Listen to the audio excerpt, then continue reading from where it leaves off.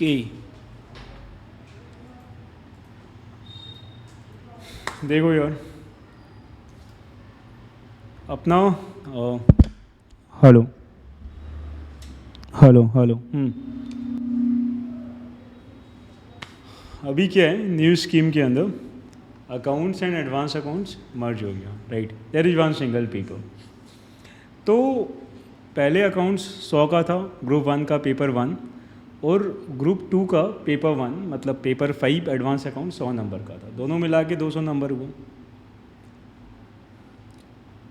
तो अभी क्या है तुम्हारा कि दोनों मिला के जो 200 नंबर हुए, तो इसमें सारा चैप्टर्स इंक्लूडेड है, कंबाइंड पेपर में ऐसा नहीं है। देयर आर सम चैप्टर्स जो कि कंबाइंड पेपर में नहीं है।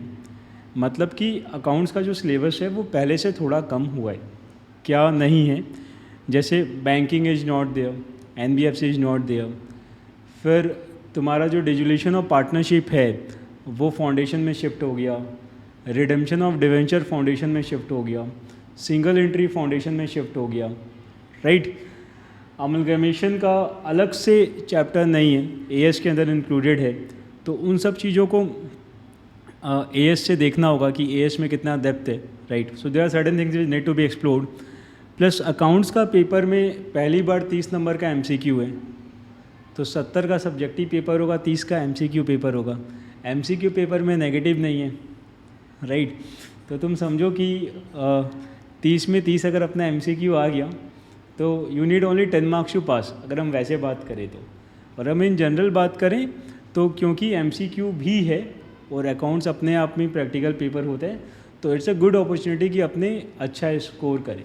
अच्छा स्कोर से आई मीन कि 80 के ऊपर अपने को सोचना चाहिए, क्योंकि इन जनरल भी अकाउंट्स और एडवांस अकाउंट्स का जो पेपर है उसका जो एवरेज स्कोर है वो 60 के आसपास रोटेट करता है। मतलब आई मीन कि 55, 58, 65, 70 वैसा करके, राइट। ये एवरेज स्कोर इन जनरल रहता है। पास्ट में अपना हमेशा ऐसा रहा है कि जो रिज़ल्ट है, मैं इंटर की रिज़ल्ट की बात नहीं कर रहा हूँ, मैं अकाउंट्स एडवांस अकाउंट्स का बात कर रहा हूँ, डेट रेंजेज अराउंड 80%, 85% के आसपास। तो accounts always been a excellent paper. अपने जो प्रिपरेशन करेगा अकाउंट्स में, उसमें विल कवर आईसीआई का mat, definitely that will be covered. उसके साथ तुम्हारा MTP, RTP and previous year questions भी कवर रहेंगे। नाउ द पॉइंट इज कि प्रीवियस ईयर क्वेश्चंस कैसे कवर होगा। May 24 तो पहला टर्म ही है नया स्कीम में, तो भले ही May 24 पहला टर्म है, लेकिन चैप्टर तो वही है। जस्ट टू टेल यू कि फाउंडेशन कब आया था पता है तुम लोगों को? 2017 में आया था। टू बी स्पेसिफिक तुम्हारा 1 जुलाई 2017 में आया था। तो फाउंडेशन का जो मैथ का बुक है उसमें मैथ का वही चैप्टर जो सीपीटी में है। तो सीपीटी का जो बुक है वो कब आया था?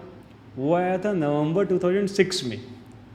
तो नवंबर 2006 का सीपीटी का बुक में जो क्वेश्चंस है मैथ का, वो एग्जैक्टली सेम क्वेश्चन फाउंडेशन का बुक में आज भी है। जब तुम देख लो कितना हो गया, 17 साल हो गया वैसे अपने देखे तो, फाइन। तो इसीलिए क्वेश्चन बैंक वही रहेगा।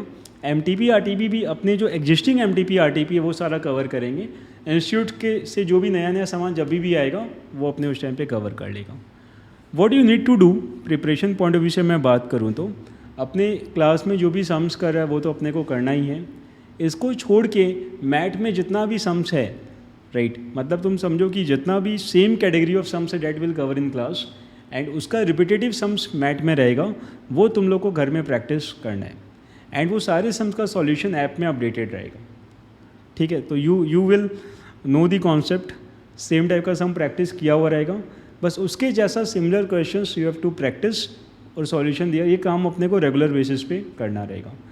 एक और चीज़ विच यू शुड इंश्योर वो ये है कि जब भी अकाउंट्स का अपने कोई सम करेगा तो अकाउंट्स का जो पेपर है अपना इंटर का, वैसे तो एडवांस अकाउंट्स है बट अपने अकाउंट्स बोल के रेफ़र कर रहे हैं, तो उसमें जो सम्स होता है ना वो थोड़ा बड़ा बड़ा होता है, राइट।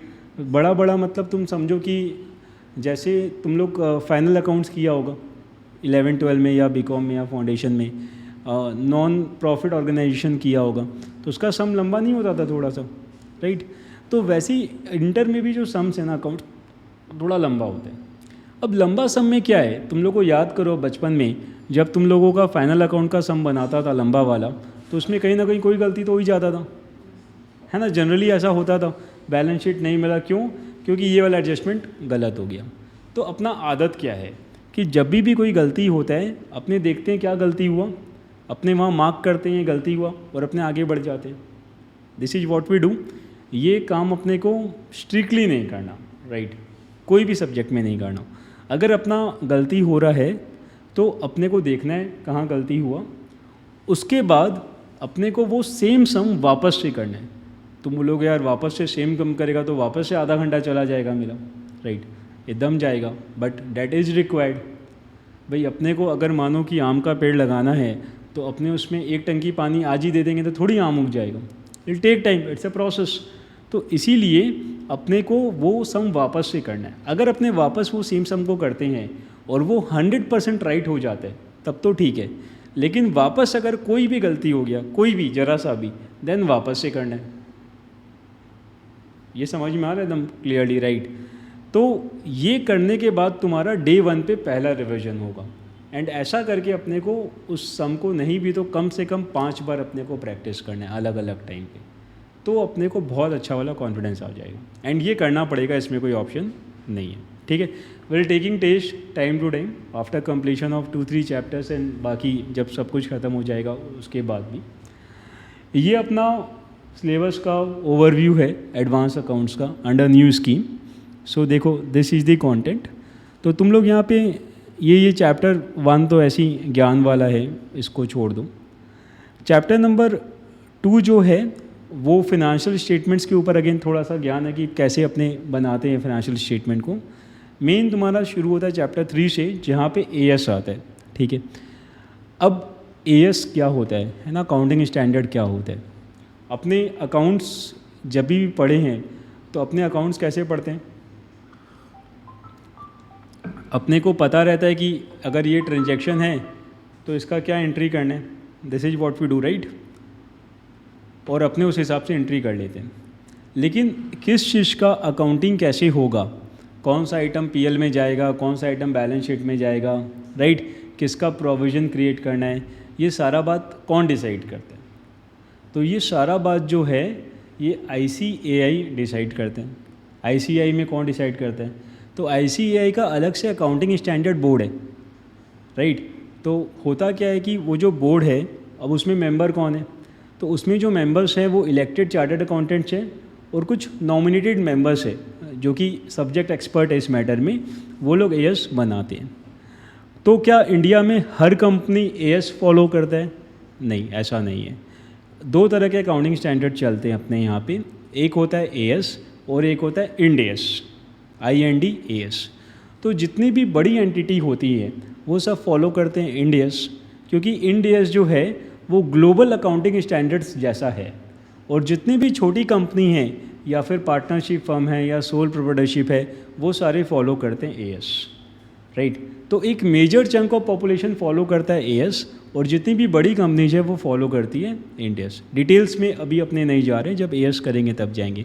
तो इसीलिए अपने को एएस भी आना चाहिए और IND-AS भी आना चाहिए। जो IND-AS है, जिसको IFRS भी बोलते हैं, अगर अपने नाम कभी सुने होंगे तो IFRS का मतलब हुआ इंटरनेशनल फाइनेंशियल रिपोर्टिंग स्टैंडर्ड्स। जो IFRS या IND-AS है वो अपने CA फाइनल में सारा IND-AS पढ़ना है। इंटर में अपना AS है, सारा AS है, लाइन से जितना भी AS है वो अपना इंटर में कवर्ड है। पहले इंटर में कुछ AS था जो नहीं है, बट अभी वो यहाँ पे आ गया। तो तुम देखो लिस्ट ऑफ AS है सारा का, ये अपने को पढ़ना है। एएस के अंदर थ्योरी भी होता है, कॉन्सेप्ट्स भी होता है, केस स्टडी भी होता है, प्रैक्टिकल भी होता है, ठीक है। एएस को छोड़ के और क्या क्या चीज़ अपना सिलेबस में है, तो कंपनी अकाउंट्स है।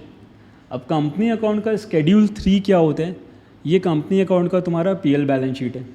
मतलब कंपनी का जो पीएल बैलेंस शीट बनता है वो अलग तरीके से बनता है, तो उस पर ये वाला चैप्टर है, ठीक है। तो तुम देखो वहाँ पे नीचे में फिर है preparation of financial statement, statement of PL balance sheet and cash flow statement. तो ऊपर में फॉर्मेट पे डिस्कशन था, फिर उसके बाद अलग से तुम्हारा प्रैक्टिकल का एक चैप्टर हो गया पीएल बैलेंस शीट पे, और साथ में कैश फ्लो स्टेटमेंट भी है। Cash flow statement I guess कभी तो तुम लोग 11-12 में कभी किया होगा बैलेंस, राइट। तो वो सेम चीज़, ऐसा नहीं कि अलग है, बट कैश फ्लो स्टेटमेंट भी है। देन देर आर 2 चैप्टर्स, एक हो गया तुम्हारा बाईबैक और एक हो गया accounting for reconstruction of company. ठीक है, बाईबैक मतलब जब अपने शेयर्स बाजार से वापस खरीदते हैं वो, और ये जो अकाउंटिंग फॉर रिकंस्ट्रक्शन है ये हो गया तुम्हारा internal reconstruction. Okay, then this chapter which is branch. अब ब्रांच को छोड़ के ना एक और चैप्टर होता था डिपार्टमेंट करके, वो भी अभी अपना एडवांस अकाउंट नया स्कीम में नहीं है। तो प्रिसाइजली तुम देखो कि जो पूरा फोकस अभी है वो शिफ्ट हो गया मेजरली कंपनी अकाउंट्स पे और एएस पे। उसको छोड़ के एक तुम्हारा ब्रांच का चैप्टर है, एक तुम्हारा चैप्टर 1 है जो ज्ञान टाइप का है, एंड चैप्टर 2 में नॉर्मल कैसे अपने PL balance sheet accounting equation वो सब पे डिस्कशन है। ठीक है, तो ये अपना इंटर का सिलेबस है। अभी इसमें किस चैप्टर का क्या वेटेज है, मतलब किससे कितना नंबर का आएगा, उस पर इंस्टीट्यूट का अभी कोई क्लैरिफिकेशन या नोटिफिकेशन नहीं है। लेकिन जो पास्ट एक्सपीरियंस रहा है वो ये है कि अपना जो सीए में मार्क्स डिस्ट्रीब्यूशन होता है ना, वो कोई ऐसा नहीं है कि फिक्स है। ऐसा भी हो जाता है कि किसी चैप्टर से 5 नंबर का एक्सपेक्टेशन है, उससे 20 का आ गया, एंड 20 का एक्सपेक्टेशन है, उससे 5 का आ गया। तो अपने पास बहुत टाइम है, अगर आज के एंगल से देखें तो अपने को कहीं भी कुछ भी छोड़ के नहीं जाना, राइट। तो वी मस्ट मेक श्योर कि अपने सारा चैप्टर करें, एंड मैट का जो भी सम्स है वो अपने करके जाए। Okay, so this was brief about कि अपना एडवांस अकाउंट्स का सिलेबस क्या है under the new scheme, right. अभी एनीथिंग जो तुम लोगों को पूछना है या डिस्कस करना है इन दिस रिगार्ड?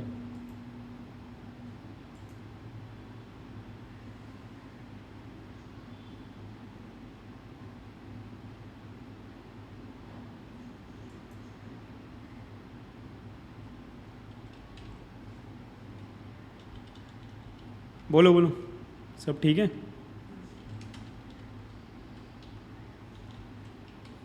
फाइन, सो में anything?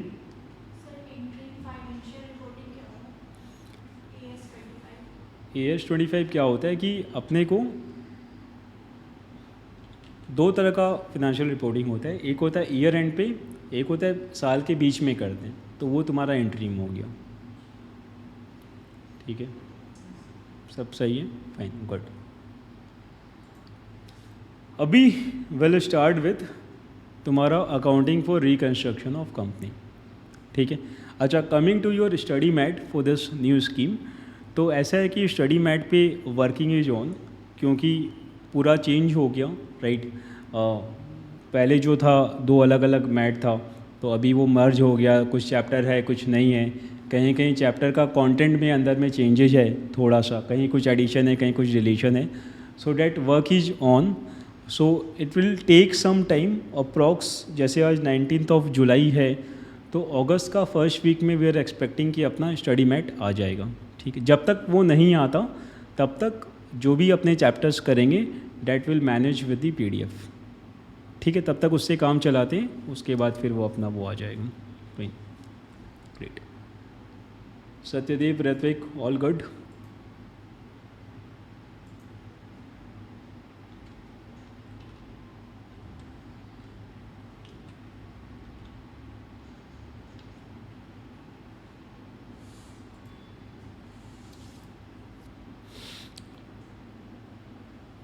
So this is a chapter जिससे अभी अपने शुरू करने वाले हैं, इंटरनल रिकंस्ट्रक्शन। ठीक है, this is it.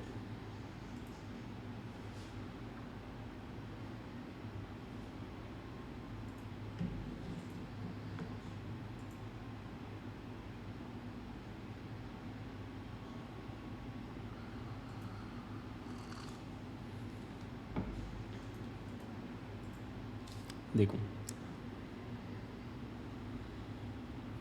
Internal reconstruction का मतलब क्या होता है कि कंपनी अपने आप को एक तरीके से तुम समझो रीसेट कर रहे हैं।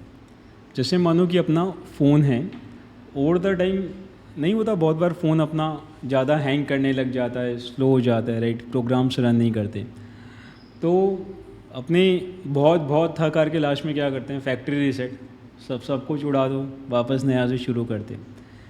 तो कभी कभी कंपनीज के केस में क्या होता है ना कि ओवर द टाइम लायबिलिटी बहुत बढ़ जाता है, कंपनी का ऑपरेशंस पे इम्पैक्ट आ गया, काम ठीक से नहीं चल रहा, कंपनी का जो एसेट्स है उसका मार्केट वैल्यू काफ़ी गिर गया एज कम्पेयर टू बुक में क्या दिख रहा है, राइट, ऐसा हो सकता है।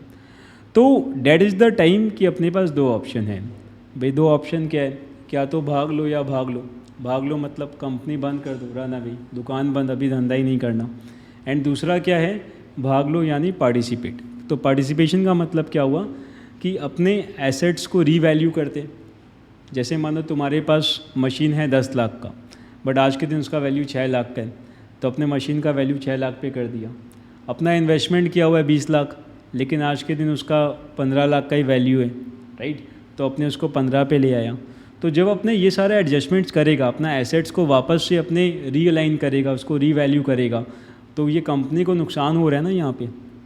अगर एसेट का वैल्यू कम हो रहा है तो डेफिनेटली नुकसान हो रहा है। तो इस नुकसान का भरपाई कौन करेगा, राइट। तो नुकसान का जो भरपाई है वो शेयर होल्डर्स भी करेंगे एंड क्रेडिटर्स भी करेंगे। तो तुम समझो कि डूबता नाव है, तो डूबता नाव को बचाने में हर किसी का एफर्ट्स ज़रूरी है।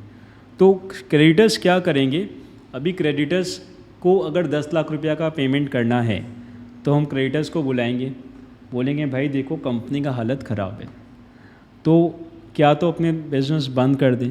तो बिज़नेस बंद कर देंगे तो क्या होगा, तो कंपनी लिक्विडेशन में जाएगा, कंपनी का एसेट्स बिकेगा एंड उसमें तुम लोगों को कुछ कुछ पोर्शन मिलेगा। अच्छा, एसेट बिक के भी ज़्यादा पैसा मिलने वाला नहीं है, क्यों, क्योंकि जो एसेट्स है उसका वैल्यू काफ़ी गिरा हुआ है। तो क्रेडिटर को दिखेगा ना कि दुकान बंद करके उनके हाथ में बहुत पैसा नहीं आने वाला है।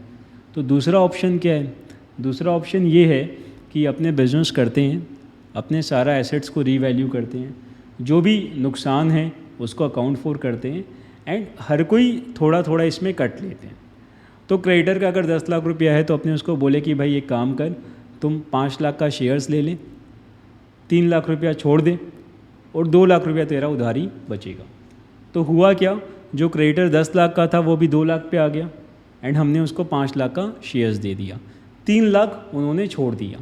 क्यों छोड़ा, कि उनको लगा कि चलो हर कोई अपना अपना थोड़ा शेयर छोड़ते हैं, जिससे कंपनी वापस चलेगा, कंपनी वापस चलेगा तो बाद में फिर कमा लेंगे।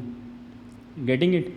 अब ये जो चीज़ है ना, इसके लिए मीटिंग बुलाई जाती है, जितने भी स्टेक होल्डर्स हैं, शेयर होल्डर्स हैं, सबकी मीटिंग होती है, कोर्ट से अप्रूवल लिया जाता है, उसके बाद इंटरनल रिकन्स्ट्रक्शन का काम शुरू होता है। ठीक है, तो अपने को इस चैप्टर में करना क्या है, अपने को इस चैप्टर में कंपनी का बैलेंस शीट को रीअलाइन करना है। मतलब कि उसका एसेट का वैल्यू, लायबिलिटी का वैल्यू सबको सेट करना है। शेयर होल्डर्स का पैसा हो सकता है कम हो जाए थोड़ा, शेयर का फेस वैल्यू 10 है उससे 5 रुपया हो जाए, 2 रुपया हो जाए, 2 शेयर को मिला के 1 शेयर कर दे, या फिर लोन का पैसा बैंक वाला बोला चलो ठीक है मेरे को 75% लोन दे देना, आधा लोन दे देना, जो डिवेंचर होल्डर्स है उनको शेयर्स दे दिया। तो बहुत सारा एडजस्टमेंट्स करके विल ट्राई कि अपना जो बैलेंस शीट है वो वापस से एक नया बन जाए और कंपनी वापस से काम करना शुरू कर दें। ओवरऑल पिक्चर क्लियर है, what is the concept internal reconstruction का। तो अपने एक डमी बैलेंस शीट लेते हैं just to understand the situation.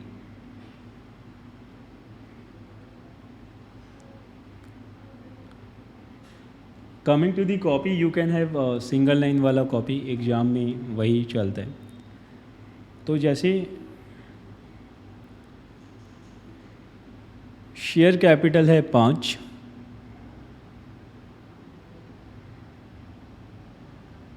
Liability हो गया 13, टोटल कितना हुआ ये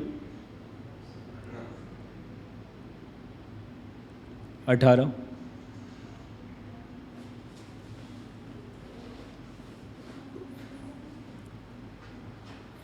फिक्स एसेट 5,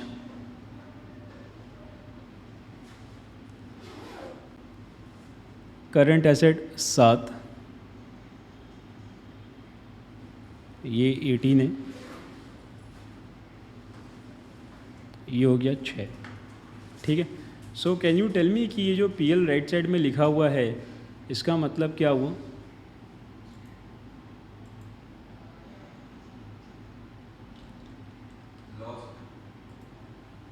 लॉस है, राइट। देखो होता क्या है, पीएल मतलब क्या हुआ, प्रॉफिट लॉस अकाउंट का बैलेंस। तो कंपनी बिजनेस किया, क्या तो फ़ायदा होगा या नुकसान होगा। तो याद है तुम लोगों को, जब अपना प्रॉफिट होता था तो प्रॉफिट को अपने कैपिटल में ऐड करता था, याद आ रहा है कुछ, कि जो भी प्रॉफिट होता था उसको अपने कैपिटल में ऐड करता था। ऐसा अपने कब करता था, जब अपने सोल प्रोप्राइटर का बैलेंस शीट पे काम करता था, राइट। तो just to let you know कि फॉर्म ऑफ बिजनेस कितना होता है, जैसे मैंने भी बात किया ना सोल प्रोप्राइटर कंपनी, तो अपने मेजरली जो बिज़नेस है वो किन किन तरीक़ों से कर सकते हैं। एक होता है सोल प्रोप्राइटरशिप, एक होता है partnership, then there is LLP, फिर कंपनी, देन 1% कंपनी। अब इसमें फ़र्क क्या है, सोल प्रोप्राइटरशिप मतलब तुम अकेले बिजनेस कर रहे हो, अगर बिजनेस में नुकसान हुआ तो वो नुकसान तुमको अपने घर के प्रॉपर्टी से भी उसका भरपाई करना पड़ेगा, मतलब तुम्हारा पर्सनल एसेट भी लायबल है बिजनेस लॉस को मेकअप करने के लिए। लेकिन अगर ऐसा हो तो बहुत लोगों का मतलब मोरल टूटेगा नहीं।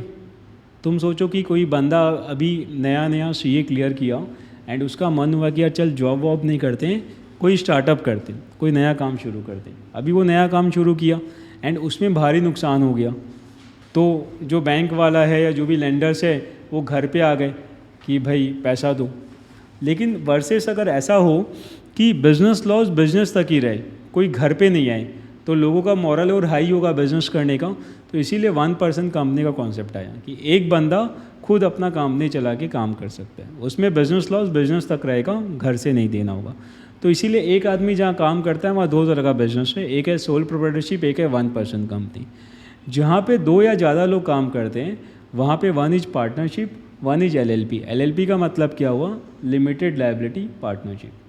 तो जहाँ पे पार्टनरशिप बिजनेस है वहाँ पे अगेन सेम कॉन्सेप्ट है, अनलिमिटेड लायबिलिटी। लेकिन जहाँ LLP है वहाँ पे वापस से लिमिटेड लायबिलिटी, बिजनेस का लायबिलिटी बिजनेस था। And finally we have got this company form of business. Company form of business में क्या होता है कि लायबिलिटी तो डेफिनेटली लिमिटेड होता है, इसके जो ओनर्स होते हैं वो शेयर होल्डर्स होते हैं, और कंपनी को चलाने वाले जो लोग होते हैं वो एक अलग पूरा मैनेजमेंट होता है। कभी कभी दोनों सेम भी होते हैं, कभी कभी दोनों अलग भी होते हैं, कभी कभी मिक्स एंड मैच भी होते हैं। फाइन, तो मेजरली ये 5 फॉर्म ऑफ बिजनेस है जिससे अपने बिजनेस कर सकते हैं। तो जो तुम्हारा PL का बैलेंस है वो in case of sole proprietorship अपने क्या करते हैं, प्रॉफिट का बैलेंस कैपिटल में ऐड कर देते हैं। लेकिन जब अपने कंपनी फॉर्म ऑफ बिजनेस का बात करते हैं तो अपने क्या करता है, प्रॉफिट का जो पैसा है उसको रिजर्व एंड सरप्लस में ग्रुप करते हैं। तो जो कंपनी का बैलेंस शीट है उसमें एक आइटम होता है शेयर कैपिटल, शेयर कैपिटल के नीचे एक और आइटम होता है जिसको बोलते हैं रिजर्व एंड सरप्लस, राइट। अब ये रिजर्व एंड सरप्लस का मतलब क्या हुआ, रिजर्व एंड सरप्लस का मतलब होता है कि मेरा कमाया हुआ पैसा है ना, मतलब वो पैसा जो मैंने आज कमाया है या पहले कभी कमाया है वो सारा रिजर्व एंड सरप्लस में ग्रुप होता है। तो reserve and surplus share capital के नीचे आता है, तो तुम बोलोगे लेफ्ट साइड में आता है वो, तो यहाँ तो PL राइट में लिखा हुआ है। तो PL राइट में लिखा हुआ है, इसका मतलब क्या हुआ कि कंपनी इज इनटू लॉसेस, तो कंपनी को 6 लाख का नुकसान है। लेकिन अपने कहाँ लिखी है इसको, राइट साइड में। तो राइट साइड में तो एसेट को लिखते हैं, तो अपने बोलेंगे भाई एक तो नुकसान है और ऊपर से बोल रहा है एसेट है, तो ये तो गलत है। तो ये तुम्हारा एक तरीके का फिक्टिशियस एसेट है। फिक्टिशियस एसेट मतलब एसेट साइड में है बट एक्चुअली में एसेट नहीं है, ठीक है। तो ये कंपनी का पोजीशन है। तो अपफ्रंट अगर अपने इस बैलेंस शीट को देखें तो यहाँ पे अपना कंसर्न एरिया क्या है, ये PL का 6 लाख का लॉस, राइट। अब तुम्हारा जो फिक्स एसेट है और जो करंट एसेट्स है उसका भी मार्केट वैल्यू अलग है, मतलब ये तुम्हारा बुक वैल्यू है, ये यहाँ पे जो दिख रहा है ना, this is book value. Book value क्या होता है, क्या होता है बुक वैल्यू पता है, और कुछ,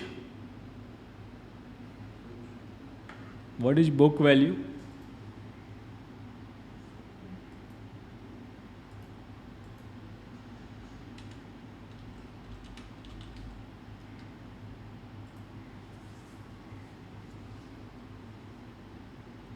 बुक वैल्यू का मतलब होता है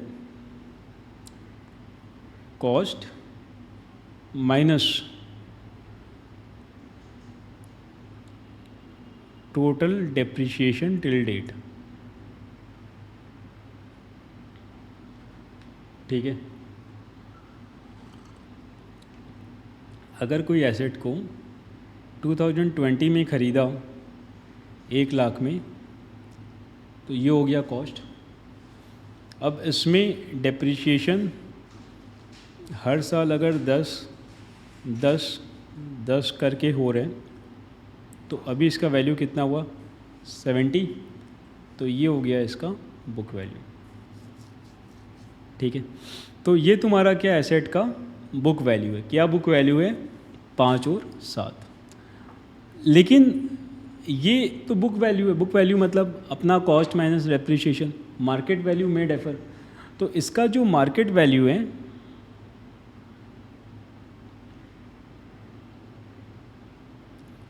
वो अभी हो गया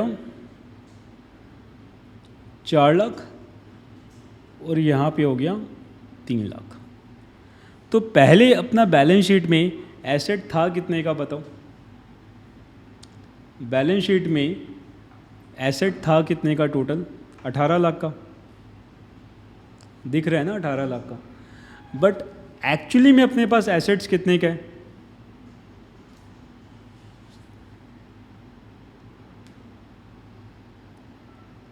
अगर अपने एसेट साइड का टोटल देखें तो अपने को लगेगा ना कंपनी के पास 18 लाख का एसेट है। बट एक्चुअली में कंपनी के पास एसेट कितने का बताओ।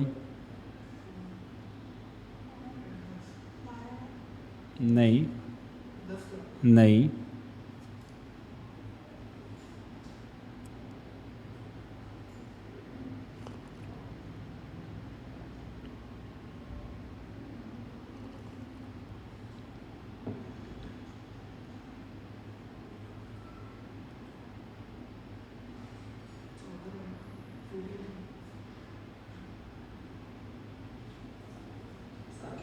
सात लाख का है ना।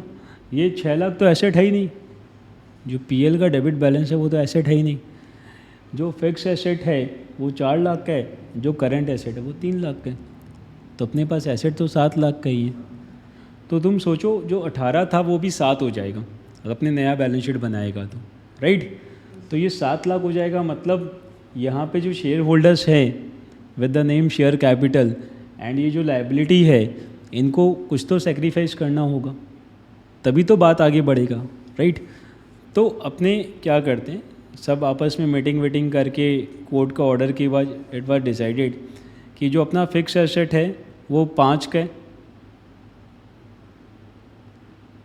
तो फिक्स एसेट को 5 से किया जाएगा 4 लाख का, करंट एसेट को 7 से किया जाएगा 3 का। ठीक है, तो ये टोटल कितना हो गया 7। यहाँ पे left side of the balance sheet में क्या होगा, मान लेते हैं एक बार, ये सारा अज्यूम नंबर्स हैं कि जो अपना लायबिलिटी 13 लाख का है उसको कर देंगे 6.5 लाख का। तो क्रेडिटर्स ने कितना सेक्रीफाइस किया 6.5 लाख, 13 लाख से 6.5 हो गया, तो 6.5 लाख क्रेडिटर्स ने सेक्रीफाइस किया। जो तुम्हारा शेयर कैपिटल है वो हो जाएगा 5 लाख से 50,000, 5 लाख से 50,000, तो ये हो गया 7 लाख। तो अभी तुम्हारा एसेट 7 लाख का है, उसके अगेंस्ट में you have got shares for 50K and liability for 6,50,000। तो ये तुम्हारा नया बैलेंस शीट बन के आ गया, फाइन। तो अब अपने को क्या करना है, अकाउंटिंग पॉइंट ऑफ व्यू से बात करें तो अपने को इन सब का वैल्यू कम करना है। उसके लिए we will pass some entry, right. तो पहले इसको नोट कर लो, फिर अपने एंट्री पे बात करते हैं।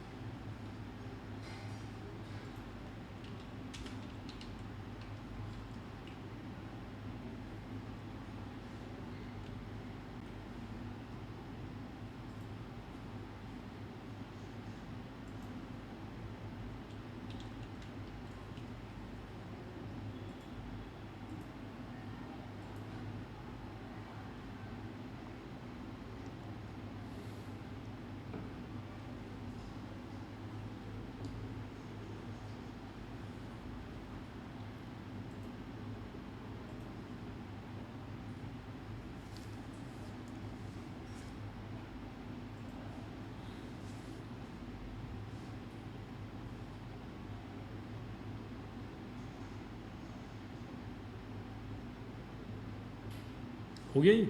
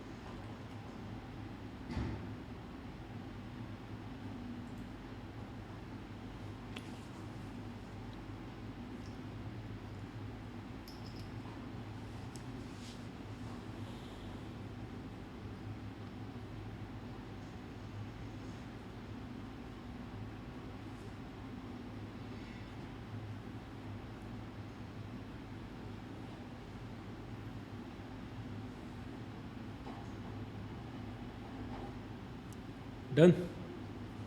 चलो अच्छा, देखो अब अपने को क्या डिस्कस करना है कि इन सब का अकाउंटिंग एंट्री क्या होगा। ठीक है, तो जो शेयर कैपिटल है उसका बैलेंस कितना था पहले? 5 lakhs। अभी शेयर कैपिटल का बैलेंस कितना हो गया? 50,000। तो शेयर कैपिटल का बैलेंस कितने से कम हुआ? 4,50,000। शेयर कैपिटल का बैलेंस क्या होता है, क्रेडिट या डेबिट? क्रेडिट होता है। अपने को 450 से शेयर कैपिटल का बैलेंस को कम करना है। मतलब क्या हुआ, शेयर कैपिटल को 4.5 लाख से क्या करना होगा, डेबिट करना होगा। तो अपने क्या करेंगे, शेयर कैपिटल को 4.5 लाख से डिवाइड करेंगे। इसका एंट्री क्या होगा?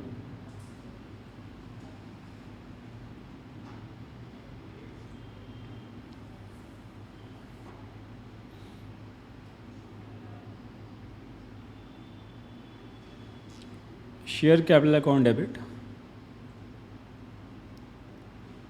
4,50,000। अब क्रेडिट किसको करेंगे, राइट?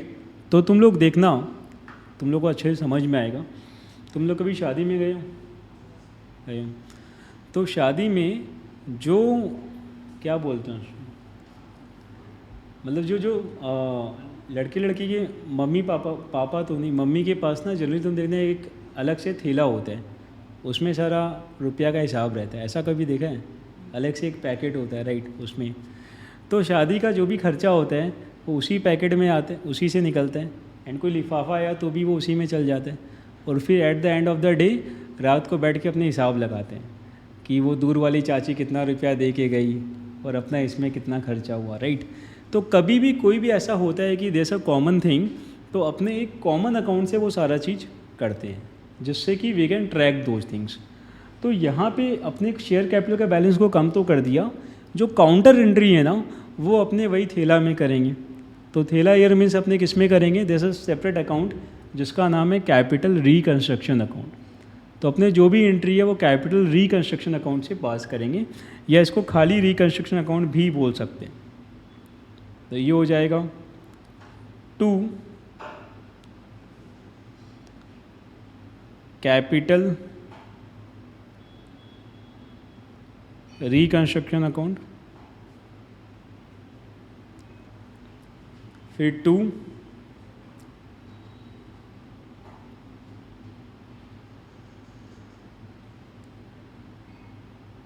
सॉरी ये वापस टू ऐसा है कि और है ये कि अपने कैपिटल रिकन्स्ट्रक्शन या फिर रिकन्स्ट्रक्शन दोनों में से किसी को भी यूज कर सकते हैं।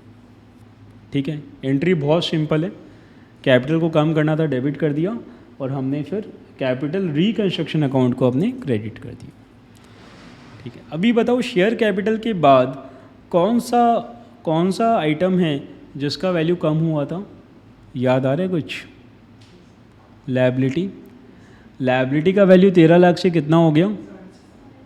6.5 लाख। तो कितना से कम हुआ लायबिलिटी का वैल्यू?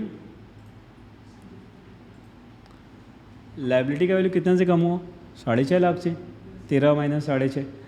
तो लायबिलिटी का वैल्यू अगर 6.5 लाख से कम हुआ तो अपने क्या करेगा? लायबिलिटी अकाउंट को क्या करेगा? डेबिट करेंगे। तो एंट्री क्या हो जाएगा बताओ अभी फटाफट? Liability account debit to reconstruction account, है ना? बस आ गया अपना चैप्टर ख़त्म, यही है। Entry number 2,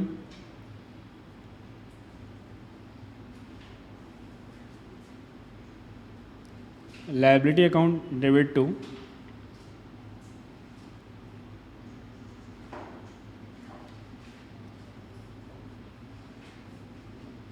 capital reconstruction account. Okay, amount क्या होगा यार फटाफट बता दो? 6.5 lakh.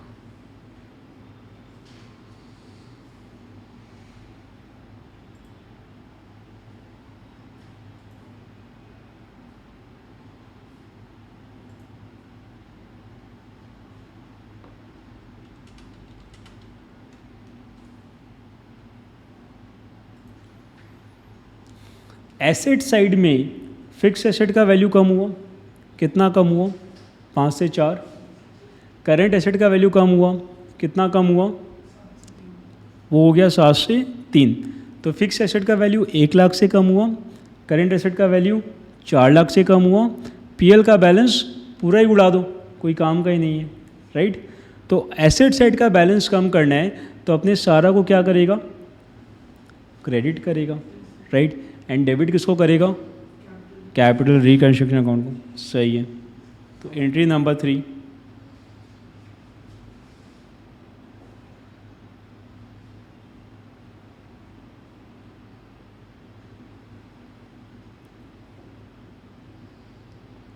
Capital reconstruction account debit to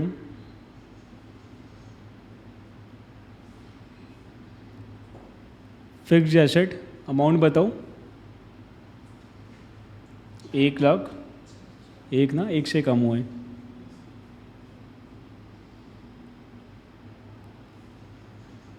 to current asset account,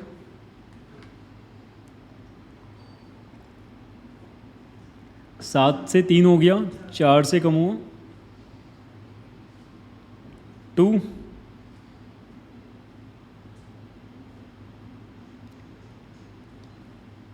PL account, ये कितना होगा? 6। तो ये हो गया 11। हो गया सर, एंट्री डन। अभी क्या करेंगे? अब अपने कैपिटल रिकन्स्ट्रक्शन अकाउंट का एक लेजर बना लेते हैं।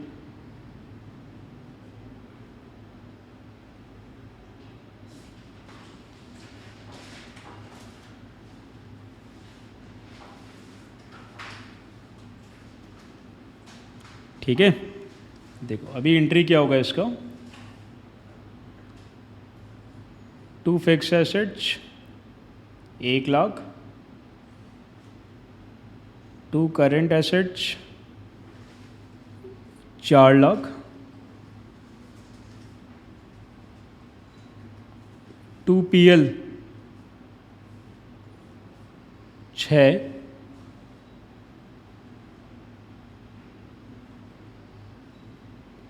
बाई सन्ड्री कैपिटल अमाउंट बोलो?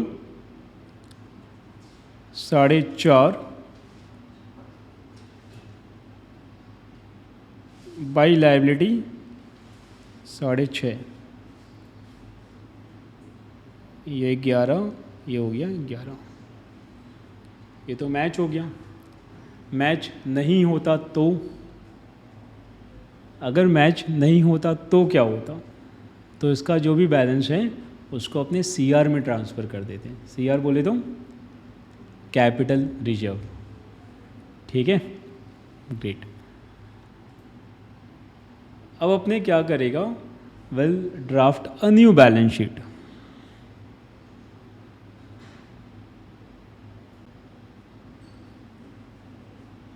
अब देखो जो नया बैलेंस शीट है उसमें एसेट और ये सब का वैल्यू बहुत कम हुआ है ना, तो ये बात पब्लिक को पता होना चाहिए। तो ये बात बताने के लिए अपने क्या करेगा, बगल में लिख देगा एंड रिड्यूस्ड। इससे क्या लोगों को पता चल जाएगा कि ये जो आदमी है ये पूरा साफ नहीं है, इसका पोजीशन ख़राब था और अभी इसने चीज़ों को एडजस्ट करके वापस से काम शुरू किया।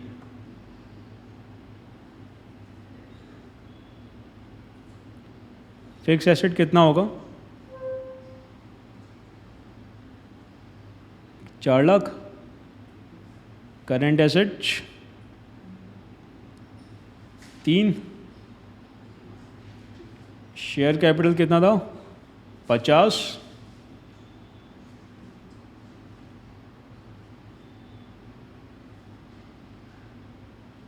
लायबिलिटी 6.5।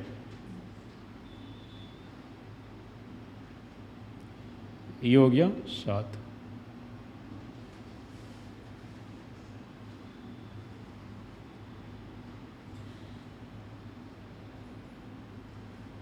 तो अपने बोल सकते हैं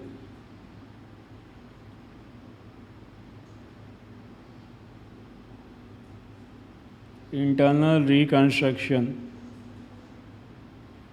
इज अ टाइप ऑफ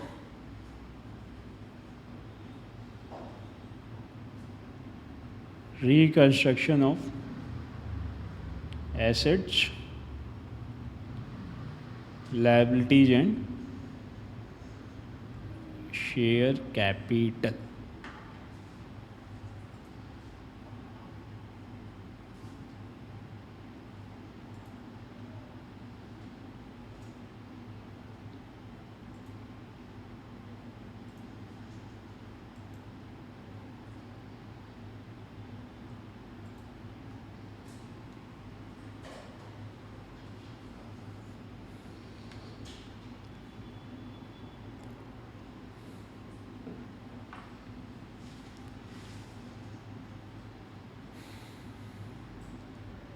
एक बार गो थ्रू कर लो जो भी है, कुछ डाउट्स है तो बताओ।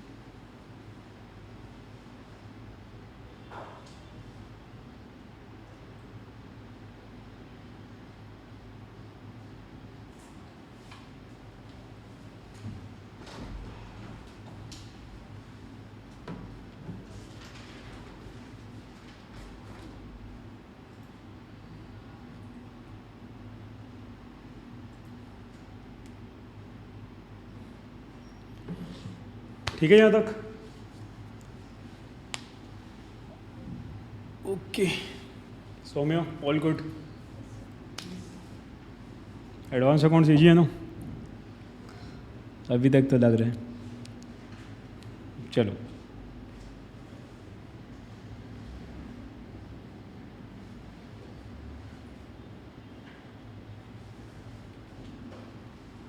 ठीक है, अभी अपने डिस्कस करते हैं अकाउंटिंग एंट्री के बारे में कि इंटरनल रिकंस्ट्रक्शन का इन जनरल अकाउंटिंग एंट्री क्या होता है, right? Entry number 1,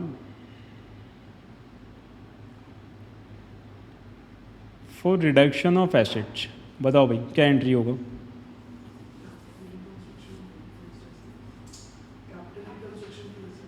capital reconstruction to assets, यही होगा, सही है।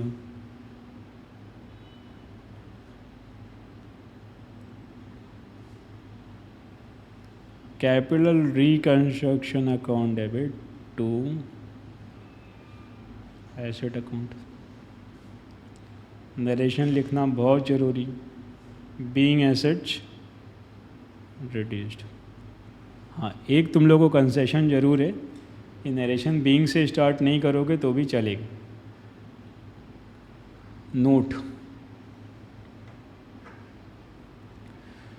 कुछ एसेट्स हैं जिनको अपने राइट ऑफ कर देंगे भले क्वेश्चन बोले या नहीं बोले। Following assets will be written of.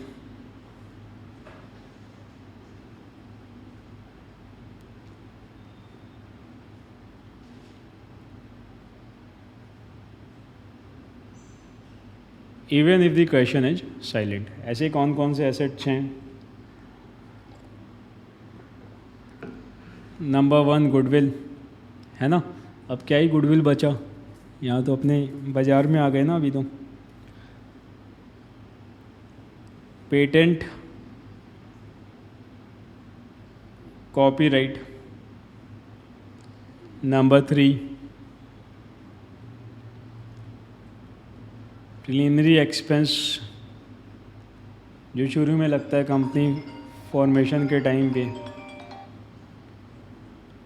उसके बाद फिर डिस्काउंट ऑन इशू, फिर नंबर ई कंफर्म हाँ हाँ, discount on issue, miscellaneous expense not yet written of.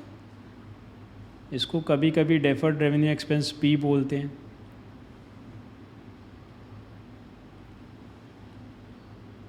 Deferred revenue expense भी बोलते हैं। पीएल का debit balance.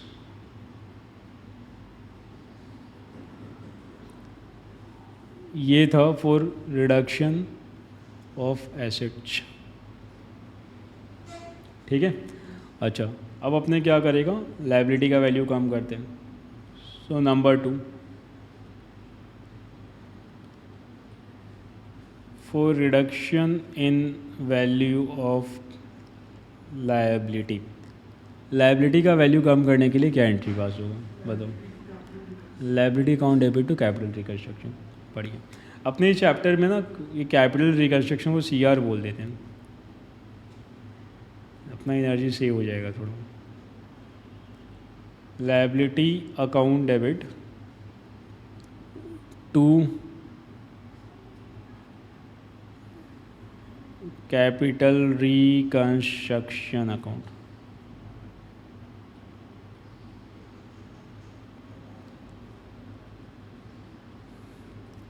Being liability reduced, ठीक है। ओके, थर्ड वन, एसेट गया, लायबिलिटी गया, अभी क्या होगा? For reduction in share capital,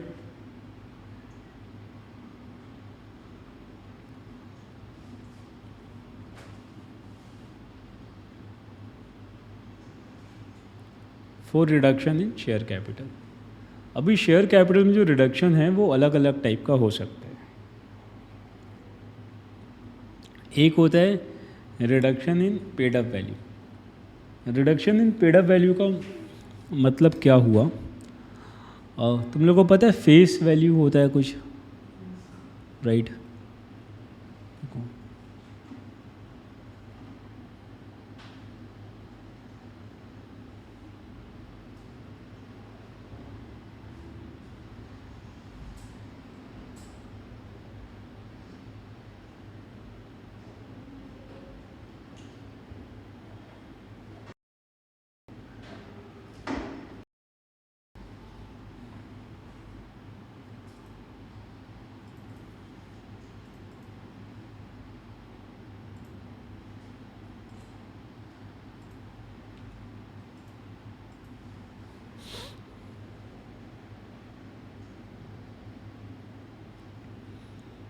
देखो ये रिलायंस का शेयर है, दिख रहे हैं क्या दाम है?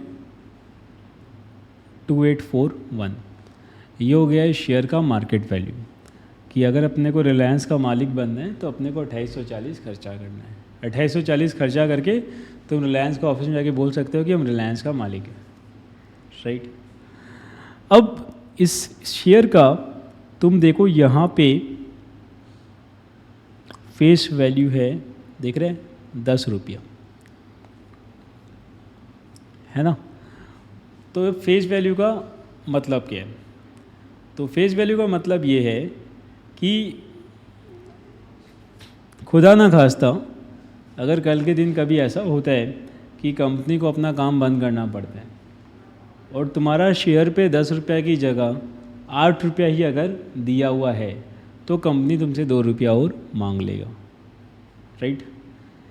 कंपनी का फेस वैल्यू 10 है, अगर तुम्हारा 8 रुपया ही दिया हुआ है तो कंपनी तुमसे 2 रुपया और मांग लेगा।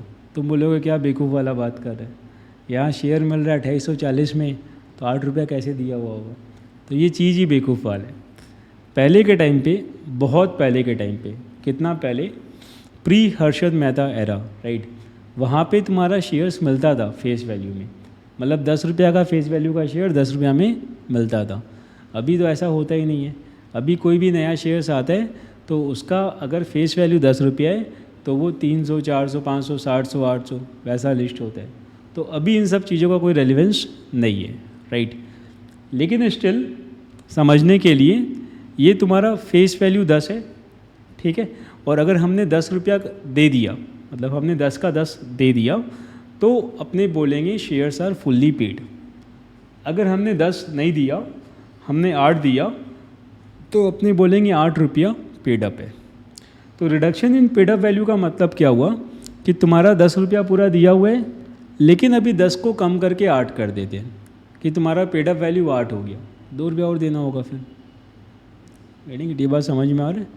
अपने तुम लोग अगर कंपनी अकाउंट का चैप्टर किया होगा तो उसमें होता था ना एप्लीकेशन का पैसा, अलॉटमेंट का पैसा, फर्स्ट कॉल का पैसा, सेकंड कॉल का पैसा। तो मान लो कि हर कॉल में 2-2 रुपया देना है, ऐसा 5 बार करना है तो 10 रुपया हो गया। तो हमने 10 रुपया दे दिया, अपने पास शेयर आ गया। अब कंपनी का पोजीशन ख़राब है तो कंपनी बोला कि भाई एक काम करते हैं, तुम दिया तो 10 है लेकिन अब मानेंगे कि तुमने 8 ही दी है, 10 नहीं दिया। इसका मतलब क्या हुआ कि तुम्हारा जो पेड अप वैल्यू है वो 10 से कम होके 8 हो गया। तो this is reduction in paid up value, ठीक है? ये वाला चीज़ क्लियर है? हाँ, for reduction in paid up value, तो ये इसके अंदर सब पॉइंट ऑप्शन ए कि शेयर कैपिटल का रिडक्शन हो रहा है, किस में रिडक्शन हो रहा है? पेड अप में। रिडक्शन इन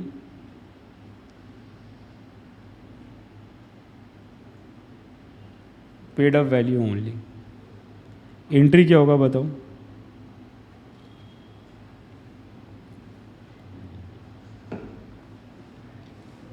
सोचो एक बार।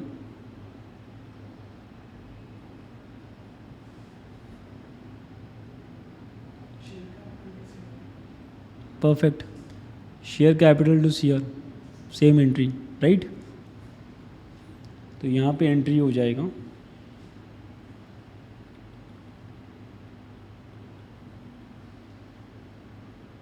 Share capital account debit to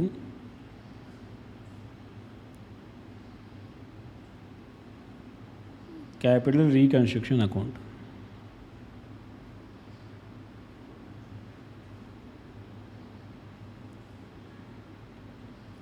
Being reduction in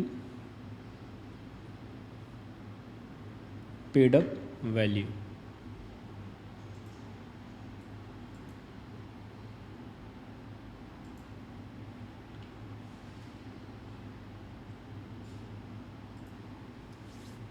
okay. अच्छा, दूसरा क्या हो सकता है कि याद है रिलायंस का मार्केट प्राइस कितना था? कितना था? 2840. हाँ, अभी रिलायंस क्या करता है कि अगर वो अपने शेयर्स को स्प्लिट कर लेते हैं, मतलब एक शेयर का 10 शेयर बना देते हैं, ऐसा टाटा स्टील ने किया था हाल फिलहाल में. तो अगर वो ऐसा करता है, एक शेयर का 10 शेयर बना देता है, तो उसका मार्केट प्राइस पर शेयर कितना हो जाएगा? 284. और फेस वैल्यू कितना हो जाएगा? 10 रुपया से 1 रुपया, राइट. तो अगर ऐसा होता है तो इसको अपने क्या बोलेंगे? रिडक्शन इन फेस वैल्यू, कि तुम्हारा फेस वैल्यू शेयर का कम हो गया. पहले वाले सिचुएशन में फेस वैल्यू कम नहीं हुआ था, फेस वैल्यू 10 का 10 था.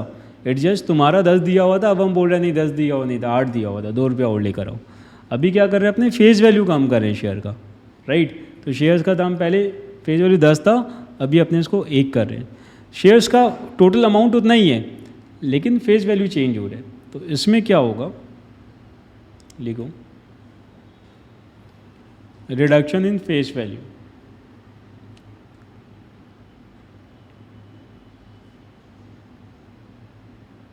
रिडक्शन इन फेस वैल्यू, इसमें क्या होगा?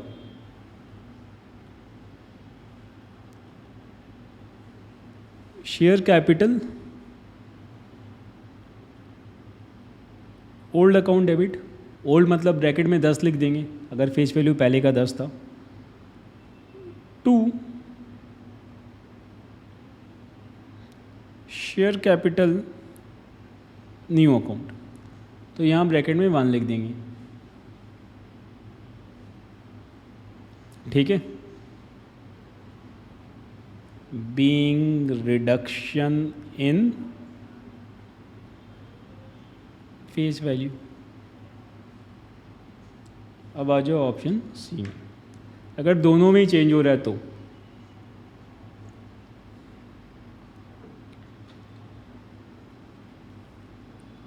Reduction in face value and paid up value. इसका मतलब क्या हुआ? पहले फेस वैल्यू था 10, हमने उसको कर दिया 5. फिर हमने बोला भाई फेस वैल्यू तो 5 हो गया, अब तुम्हारा पेड अप भी 4 रुपया, 5 नहीं है. तो फेस वैल्यू में भी चेंज है एंड पेड अप में भी चेंज है. इसका एंट्री क्या होगा बताओ?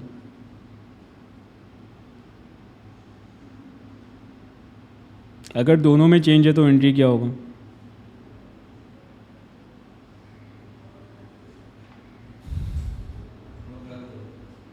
बताओ. Share capital old to capital reconstruction to capital share capital. Perfect. Share capital old account debit to share capital new to capital reconstruction, दोनों एंट्री मर्ज हो जाएगा.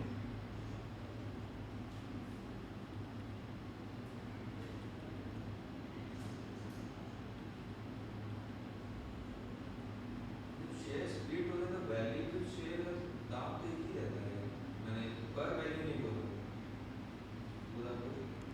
टाटा स्टील चल रहा था तुम्हारा 1100 रुपया में. दाम पर शेयर नहीं बोल रहा है पूरा. हाँ, टोटल तो सेम ही रहता है. हाँ, तो फिर तो चेंज ही नहीं हुआ ना. शेयर का, एक शेयर का औकात कम हो गया ना. हाँ, तो उस अमाउंट लेवल पे चेंज नहीं हो रहा है, लेकिन औकात लेवल पे चेंज हो रहा है. हाँ, तो इससे जो हम लोग रिड्यूस कैसे होगा? दोनों चीज़ है ना. नहीं ऊपर वाला का. फेस वैल्यू में तुम्हारा कैपिटल का अमाउंट कम नहीं हो रहा, अपने छोटा कर दिया उसको. तो छोटा कर दिया इसलिए बोल रहे हैं कि वो फेस वैल्यू रिड्यूस हो गया उसको.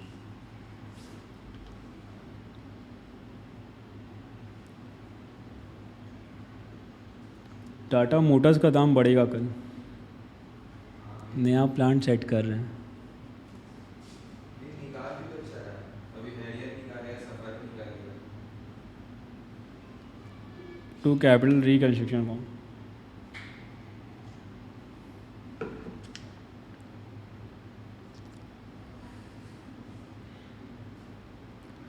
तुम लोग भी ना भले ही 500 रुपया इन्वेस्ट करूँ बट स्टार्ट इन्वेस्टिंग।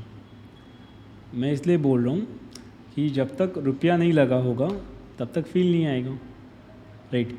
मैं फील आना क्यों इम्पोर्टेंट है, क्योंकि जब मार्केट को समझोगे तो कंपनी को समझोगे तो बैलेंस शीट पे फिनंशियल्स पे ज़्यादा स्ट्रॉन्ग कमांड आएगा। जर्नल एंट्री वगैरह तो ठीक है, it's one part of it, but at the end तो अपने को फिनंशियल्स पे अच्छा ग्रिप चाहिए ना, बिजनेस को समझना होगा, उसके लिए ज़रूरी है। टेस्ला बनाएगा इंडिया में गाड़ी, उसका बैटरी सप्लाई करेगा पैनासोनिक। ये न्यूज आते ही पैनासोनिक अपर सर्किट टच कर दिया 20% ऊपर, सेम थिंग।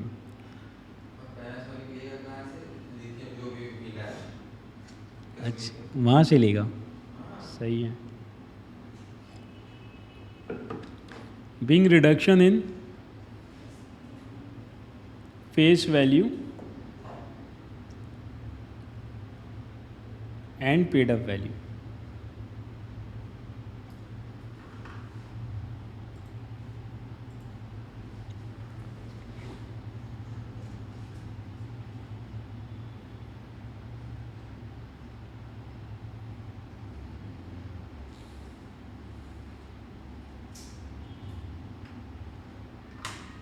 तो देखो अभी तक अपने क्या क्या किए।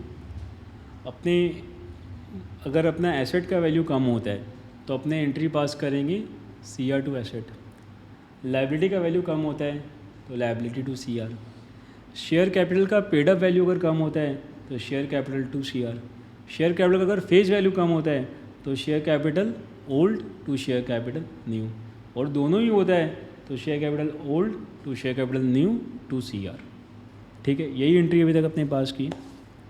Next entry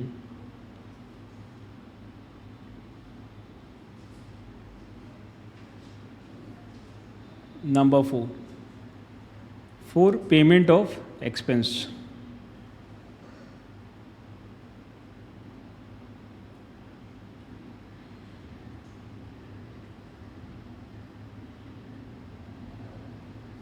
for payment of expense.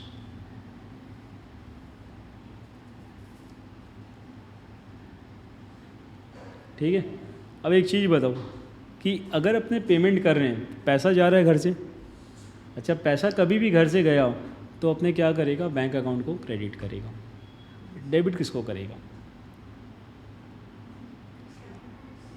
Perfect, क्योंकि सारा बात CR का ही हो रहा है तो अपने CR टू बैंक करेगा। ठीक है ना। So for payment of expense entry would B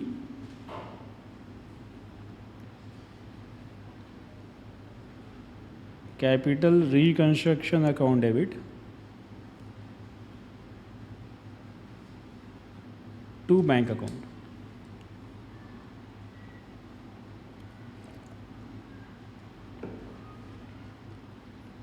being expenses paid.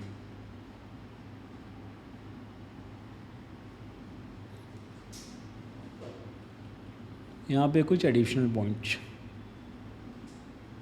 Point number 1,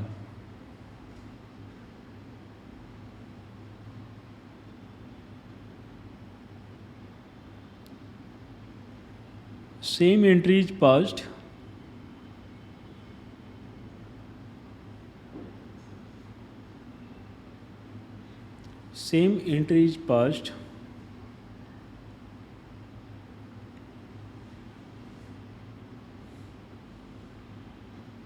for payment of contingent liability। अब ये कंटीजेंट लायबिलिटी क्या होते हैं? कंटीजेंट लायबिलिटी मतलब वो लायबिलिटी जो देना पड़ सकता है, ज़रूरी नहीं कि देना ही है, देना पड़ सकता है। तो कंटीजेंट लायबिलिटी अगर हमने कोई पे किया है तो कंटीजेंट लायबिलिटी अपने बुक्स में नहीं था, पहले अपना बैलेंस शीट में नीचे अलग से लिखा हुआ था कि इतना रुपया देना पड़ सकता है। अब हमने उतना रुपया दे दिया तो उसके लिए भी अपने सेम एंट्री पास करेंगे। ठीक है।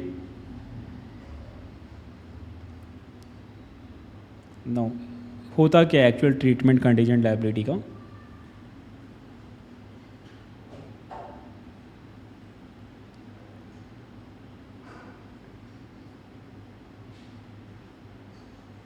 ट्रीटमेंट ऑफ कंटीजेंट लायबिलिटी, यहाँ पे दो सिचुएशन हैं, paid, not to be paid. फटाफट बताओ इसका एंट्री क्या होगा? कंटीजेंट लायबिलिटी पेड, इसका एंट्री क्या होगा?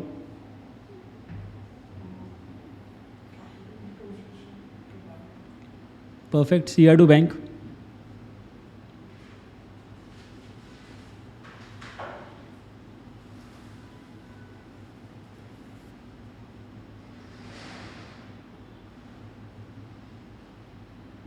To bank account. अगर कंटीजेंट लायबिलिटी है, उसका पेमेंट नहीं करना है, तो क्या एंट्री होगा? अच्छा, अब देख, अगर अपने बैंक टू CR कर रहे हैं तो घर पे पैसा आ रहा है ना? क्या पैसा आ रहा है? मैं बोल रहा हूँ पेमेंट नहीं करना है, तो पैसा तो नहीं आ रहा है और पैसा तो जा भी नहीं रहा है, तो क्या एंट्री होगा? कोई एंट्री नहीं होगा। कंटीजेंट लायबिलिटी तो पहले भी बुक्स में नहीं था, पेमेंट भी नहीं करना है, अभी भी बुक्स में नहीं रहेगा, राइट? तो इसका कोई एंट्री नहीं होगा।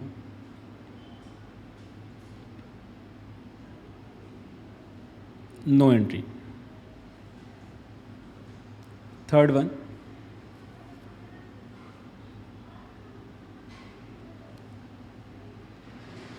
Preference dividend in arrear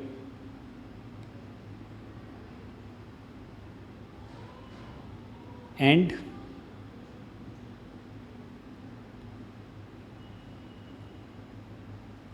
capital commitment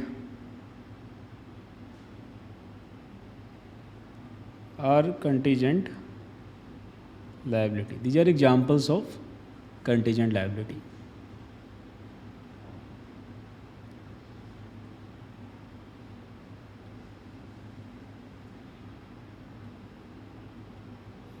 ठीक है, तो प्रेफरेंस डिविडेंड इन अरियर का मतलब क्या हुआ यार? प्रेफरेंस शेयर्स जो होता है उस पर डिविडेंड का परसेंटेज फिक्स्ड होता है, लेकिन प्रेफरेंस शेयर होल्डर्स को अपने डिविडेंड कब देते हैं? जब प्रॉफिट हो। जब प्रॉफिट नहीं होता वो अपने नहीं देते हैं। तो प्रेफरेंस शेयर्स जो होता है, वो जो क्यूमुलेटिव प्रेफरेंस शेयर्स है, उसमें क्या होता है, जो डिविडेंड का पैसा है वो ऐड होते जाते हैं, राइट? तो अगर हमने एक साल नुकसान, फिर नुकसान, फिर नुकसान, फिर प्रॉफिट, तो चौथा साल में अपने सारा का डिविडेंड उसको दे देगा, मतलब 12 × 4 48% डिविडेंड उसको दे देगा, ठीक है? तो प्रेफरेंस डिविडेंड इन अरियर मतलब पुराना प्रेफरेंस डिविडेंड अगर बाकी है तो that is a type of contingent liability. Capital commitment का मतलब क्या हुआ? जैसे अपना मेट्रो है कैलकाटा में, बन रहे हैं, काफ़ी साल से बन रहे हैं, आई गेस 8-10 साल हो गया होगा, अभी 10-15 साल और लगेगा। तो कैपिटल कमिटमेंट का मतलब क्या होता है कि अपने कोई प्रोजेक्ट ले लिए हाथ में और अपने बोल रहे हैं कि वो अपने करके देंगे, डेट इज़ कैपिटल कमिटमेंट। तो ये दोनों चीज़ें अपना कंटीजेंट लायबिलिटी के अंदर में आते हैं।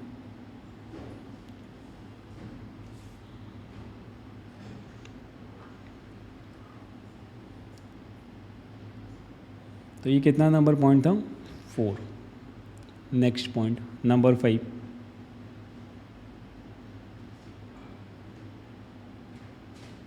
Number 5, for fresh issue of shares.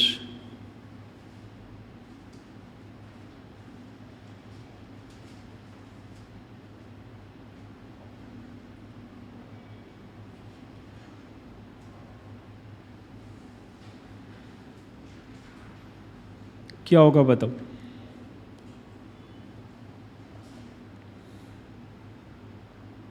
Entry क्या होगा?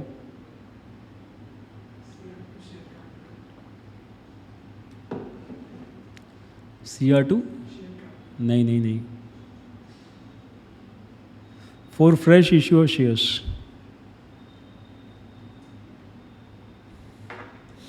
बैंक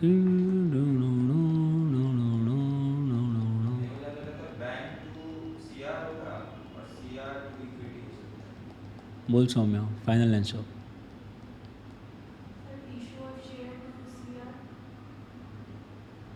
देख, फ्रेश इशू कर रहे हैं ना, सब नया, पुराना भूल जाओ, इसका मतलब बैंक टू शेयर कैपिटल। भाई सीआर कब आता है? जब पुराना कहानी को ठीक करते हैं, राइट।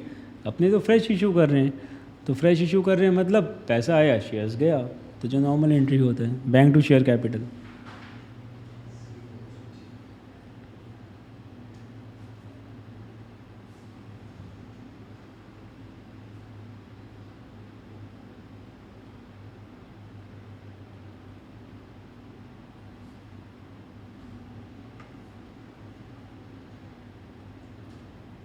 being shares issued.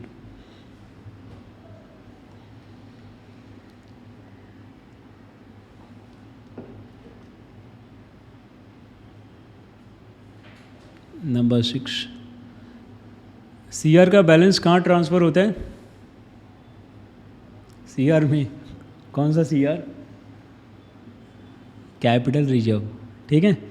तो any balance in capital reconstruction account is transfer to capital reserve account, ठीक है। अब ये जो रिजर्व वाला चीज़ है ना, इस पर अपने बाद में बात करेगा, बट इसका एक मोटा अंडरस्टैंडिंग रखना कि रिजर्व होता क्या है। अपने पास बिजनेस करने के लिए पैसा है, वो अपना पूंजी है। पूंजी को अपने क्या बोलते हैं? Share capital. अब हमने बहुत मेहनत करके साल भर पैसा कमाया, तो वी हैव सम प्रॉफिट, वो प्रॉफिट क्या हो गया? अपना रिजर्व हो गया, ठीक है। तो अभी जो रिजर्व्स होता है, मतलब जो हमने पैसा कमाया, वो जो रिजर्व है वो दो तरह का होता है। एक कि वो पैसा कोई भी काम में आ सकता है, और एक वो पैसा को साइड किया हुआ है कि भाई ये वाला पैसा का इतना वाला पार्ट को इसी काम में यूज लेना है, राइट। इस सेम लाइक कि अपने घर पे ड्रॉअर में पैसा पड़ा हुआ है, तो उसमें से कुछ पैसा अपने साइड कर दिए कि भाई इस पैसा से मानो फ़ी का पेमेंट करना है, तो इसको साइड कर दिया, इसको टच नहीं करना, वैसा टाइप है ना। तो अपने पास पैसा पड़ा है जो कि कहीं भी यूज कर सकते हैं, उसको बोलते हैं फ्री रिजर्व्स। कुछ पैसा होता है जो कि अपने सब जगह यूज नहीं कर सकता, क्यों? क्योंकि अपने चाहते हैं कि उसको अलग रख दें, नहीं तो पता चला पैसा खर्चा हो गया तो उसमें पैसा फिर कैसे काम आएगा, राइट। तो वो हो जाता है तुम्हारा स्पेसिफिक रिजर्व, गेटिंग इट। तो रिजर्व जो होता है वो तुम्हारा बहुत टाइप का होता है, लेकिन रिजर्व का मतलब क्या हुआ कि वो पैसा that you have earned some point of time, तो अपने कैपिटल रिजर्व में इसको ट्रांसफ़र करेगा। तो यहाँ पे लिख लो balance in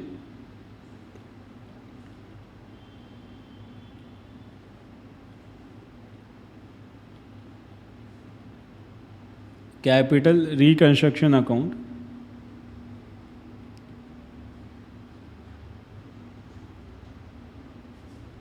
is transfer to, कहाँ पे?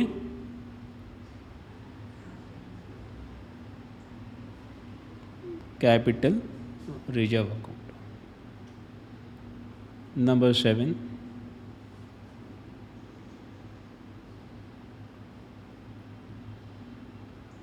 वैसे तो शेक्सपियर का स्टेटमेंट था कि नाम में क्या लिखा है, बट यहाँ नाम चेंज करना होगा।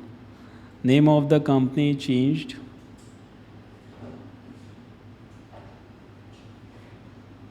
आफ्टर रिकंस्ट्रक्शन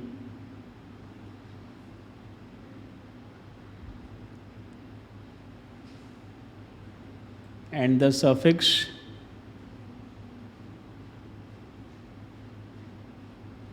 and reduced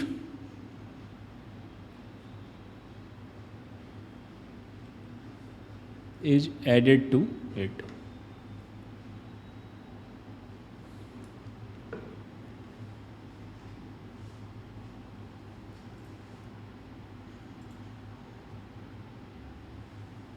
ठीक है, अभी फटाफट बताओ मेरे को, अगर अपना एसेट कम करना है तो एंट्री क्या होगा?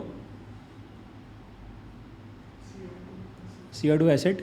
लायबिलिटी कम करना है, एंट्री क्या होगा? Liability to CR. अगर शेयर कैपिटल का पेड अप वैल्यू कम करना है तो एंट्री क्या होगा? Share capital to CR. अगर शेयर कैपिटल का फेस वैल्यू कम करना है तो एंट्री क्या होगा? Share capital old to share capital new. अगर दोनों कम करना है तो share capital, old to share capital, new to capital reconstruction, fine. अगर अपने को एक्सपेंस पे किया तो एंट्री क्या होगा? एक्सपेंस पे किया तो एंट्री क्या होगा? CR to bank, fine. अगर अपने कंटीजेंट लायबिलिटी का पेमेंट करता है तो एंट्री क्या होगा? कंटीजेंट लायबिलिटी का पेमेंट करता है तो एंट्री क्या होगा? CR to bank. Contingent liability का एंट्री पेमेंट नहीं करता है तो एंट्री क्या होगा? तो कोई भी एंट्री नहीं होगा। कंटीजेंट लायबिलिटी में वी कवर प्रेफरेंस शेयर्स का earlier dividend and capital commitment. जो तुम्हारा कैपिटल रिकंस्ट्रक्शन का बैलेंस है वो कहाँ ट्रांसफ़र हो जाता है? वो CR में ट्रांसफ़र हो जाता है, मतलब कैपिटल रिजर्व में ट्रांसफ़र हो जाता है। एंड अपना बैलेंस शीट जो भी नया बनता है उसके आगे अपने एंड रिड्यूस करके लगा देते हैं। Make sense? Any doubt with this? नहीं है? चल अपने आज का डिस्कशन यहीं पे रखते हैं, अपने कल फिर 3 बजे मिलता हूँ। Okay, bye bye.